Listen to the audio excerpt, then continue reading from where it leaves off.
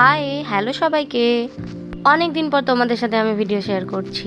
কি করব বলো, অফিসের চাপে একদম ভিডিও করা হয় না। তো চলো দেখেই নিলে তোমরা, আমি অনেক সকাল সকাল উঠে স্টুডিও চলে এসেছি। হ্যাঁ, আজকে একটা নতুন প্রোডাকশন হাউসের কাজ ছিল। তারা আমায় নার্স রোলের জন্য কালকেই বুক করে নিয়েছিল, আর আমি এসেই তাড়াতাড়ি রেডি হতে বসে গেছি। আর আমি যে স্পটে শুটে ছিলাম না গাইস, পুরো বাংলোটা এত ভুতুড়ে তোমাদের কি বলবো। এর আগে অনেকবার নার্স রোল করার জন্য আমি অনেকটাই ব্যাপারটা বুঝে গিয়েছি, তাই এখন নর্মাল বেস মেকআপটা নিজেই করে ফেলি। আর ওই দেখো আমার ট্যাটু ঢেকে দিল। তারপর একটু চা খেয়ে এনার্জি নিয়ে শুটে নেমে পড়লাম।